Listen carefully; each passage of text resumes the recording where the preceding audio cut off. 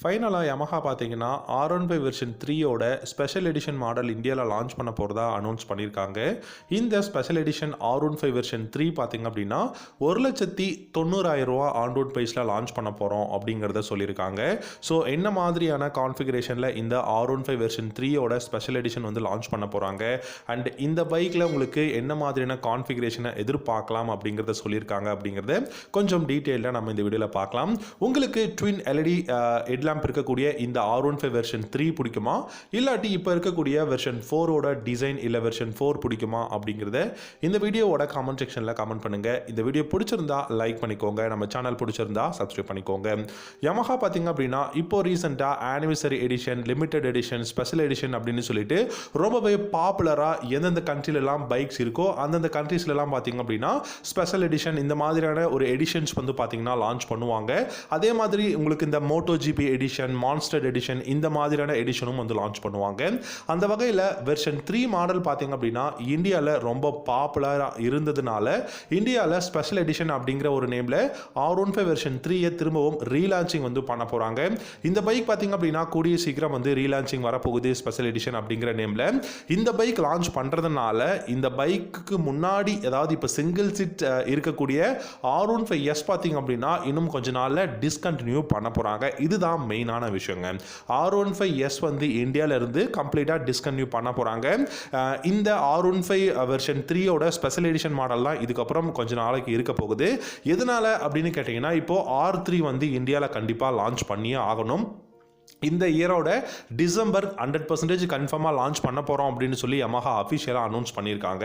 So R3 launch பண்ணுறாங்க அப்படிங்கும்போது நமக்கு ஆல்ரெடி R15 வெர்ஷன் 4ல் கிட்டத்தட்ட 5 கலர்ஸில் நிறைய வேரியன்ட் இருக்கிறதுனால R15S டிஸ்கன்டினியூ பண்ணிவிட்டு R15 வெர்ஷன் 3யோட ஸ்பெஷல் எடிஷன் மாடல் வந்து சேலுக்கு இருக்க போகுது அப்படிங்கிற மாதிரி வந்து சொல்கிறாங்க.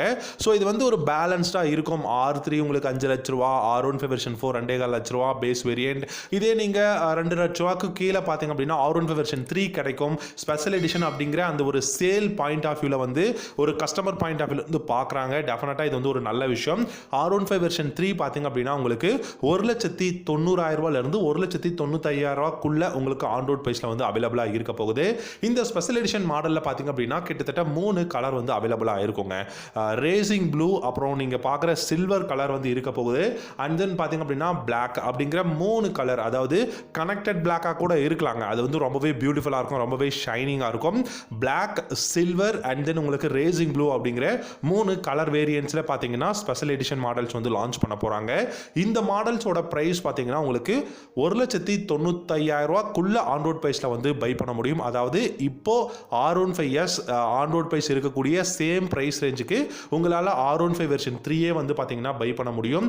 இந்த பைக் வந்து ரொம்ப நீங்கள் வந்து யோசிக்க வேண்டாம். R15 வெர்ஷன் 3 எந்த மாதிரியான கான்ஃபிகரேஷன் டிசைனில் வந்து டிஸ்கண்டினியூ பண்ணாங்களோ அதே கான்ஃபிகரேஷன் டிசைனில் வந்து இந்த பைக் ரீலான்ச்சிங் பண்ண போகிறாங்க.